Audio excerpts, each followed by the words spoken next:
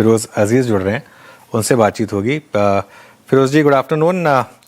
फिरोज़ जी pharma से शुरुआत करते हैं। आज की इस डिक्लाइन को, ट्रम्प टैरिफ को आप कैसे देख रहे हैं और क्या व्यू रहेगा आपका?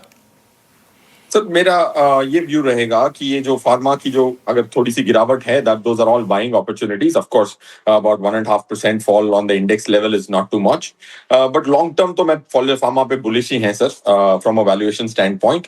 मोर डिफेंसिव सेक्टर एक ही रह गया है अभी defensive sector. I think that will throw up lower beta. तो रिस्क एडजस्टेड रिटर्न के हिसाब से निफ्टी फार्मा बीट कर सकता है almost 3% in this financial year. ये हमारा अनुमान है।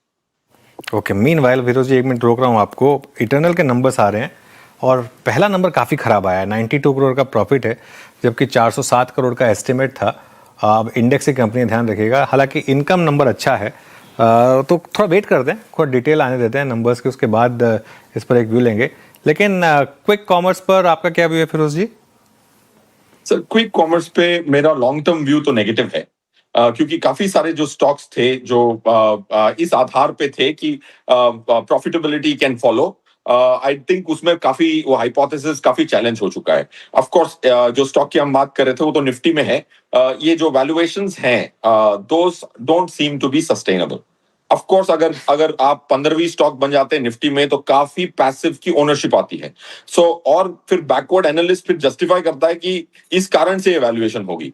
Instead of the story creating the valuation creates a story. That's why I have seen in the top 5 stocks जिसमें टेक्नोलॉजी लेड B2C प्लेटफॉर्म्स हैं। फिरोज़ नमस्कार, वीरेंद्र बोल रहा हूँ। फिरोज़ जब लास्ट टाइम आपसे बातचीत हुई थी या फिर उससे पहले भी हमारे पास एक टेंशन थी। At that time tariff war थी, है ना।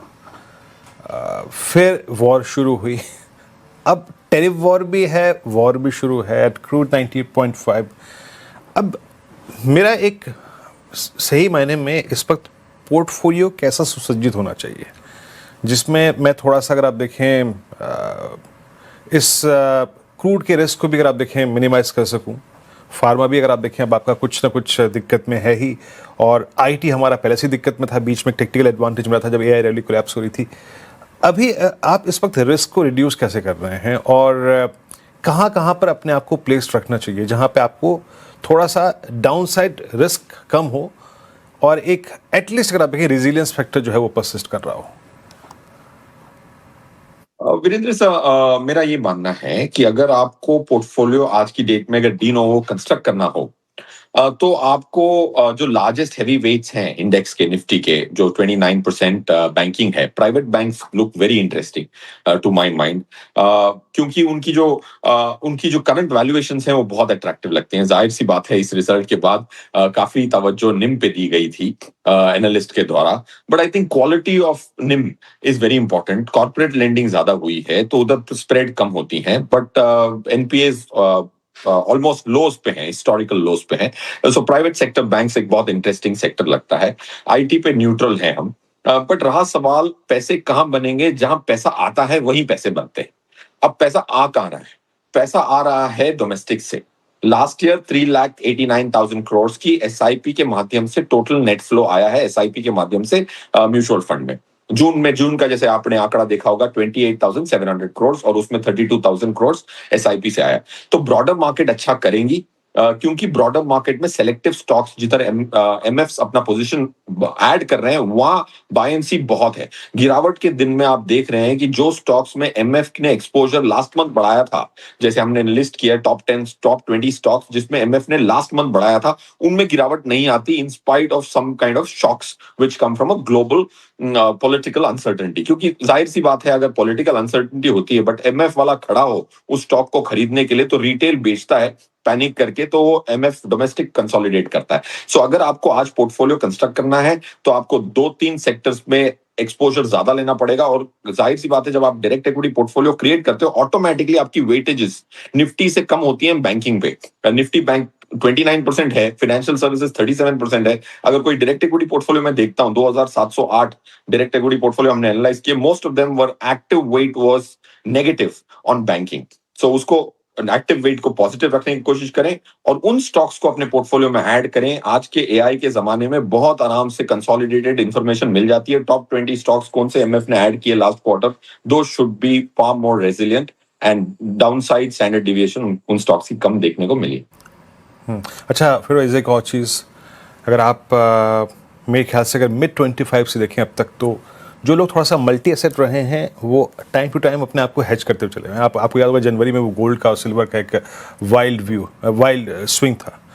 गोल्ड को अभी आप अपने पोर्टफोलियो में या फिर गोल्ड संबंधित कंपनियों को अपने पोर्टफोलियो में कितना स्पेस देना चाहिए इस वक्त? वीरेंद्र सर, गोल्ड इसीलिए पहले तो गोल्ड पे view I come to the view, but gold में जो जनवरी की जो आपने इंडिकेट किया वो बेसिकली वो शॉर्ट गामा स्क्वीज था। जैसे गेम स्टॉक में शॉर्ट गामा स्क्वीज था, ओरेकल के स्टॉक में लास्ट ईयर स्टॉक में शॉर्ट गामा स्क्वीज था। एक रात आपको याद होगा इन्फोसिस के एडीआर 30-32% ऊपर चले गए थे, वो भी एक शॉर्ट गामा स्क्वीज था। गोल्ड और सिल्वर ने भी जनवरी में शॉर्ट गामा स्क्वीज की वजह से वो 5600 और $122 सिल्वर गया था। क्यों गया था? क्योंकि शॉर्ट गामा स्क्वीज था। इसीलिए पहली बार मेरी जिंदगी में और काफी लोगों की जिंदगी में ये देखा गया होगा कि गोल्ड 30% नीचे है पीक से, जब वॉर पीक पे है। This happens only because the price which was discovered in January is not because it's gold. It was a short gamma squeeze. So coming back, हमें ओके, चलिए फिरोज, एनीवे मैं आपके व्यू को समझ गया यहाँ पे, अगर आप देखें गोल्ड पर या फिर आपने जो पीसेस में रेस्पेक्ट व्यू दिया है। शुक्रिया फिरोज, बहुत बहुत शुक्रिया आपका। लेके आइए निफ्टी 24,000। अनुज, बहुत नज़दीक 24,000 की दहलीज पर निफ्टी क्लोज हो रहा है। आप शुरू में कह रहे थे ना कि इतना ख़राब भी नहीं है जितना ख़राब शायद सुबह सूरत हाल लग रहे थे। कैसे रीड करेंगे आज की क्लोज को? देखिए, क्लोज तो ख़राब है, इसमें कोई डाउट नहीं है, लेकिन इशू क्या है, आप कैरी नहीं कर सकते हैं। कच्चा तेल जिस तरीके से ऊपर है, ओवरनाइट एक चीज़ हमने सीख ली है पिछले कुछ दिनों में, जो मर्जी टेम्पटेशन हो, ओवरनाइट ट्रेड नहीं कैरी करनी है। ओवरनाइट ट्रेड नहीं कैरी करनी है, जो मर्जी हो जाए, आपको मार्केट अगले दिन भरपूर मौके देता है। ऐसा कुछ आप मिस नहीं करेंगे। एक क्या, ठीक है, 60-70 पॉइंट का गैप अप या गैप डाउन का फ़र्क होगा ना, लेकिन अदरवाइज़ कोई बहुत ज़्यादा ऐसा कुछ आप मिस कर देंगे, ऐसा कुछ नहीं होने वाला है। तो इसके लिए व्यू यही रहेगा कि न्यूट्रल रहें जब तक मार्केट में एक क्लैरिटी ना आ जाए कि ये आप 23,800 के नीचे बंद हो जाएंगे तो एक सेंस बन जाएगी कि शायद और थोड़ा पॉजिटिव हो गया, मतलब थोड़ा सा टेक्सचर बन गया मार्केट का। लेकिन अभी हम इस रेंज में हैं जहाँ पर मार्केट दोनों तरफ फंसा रहा है आपको।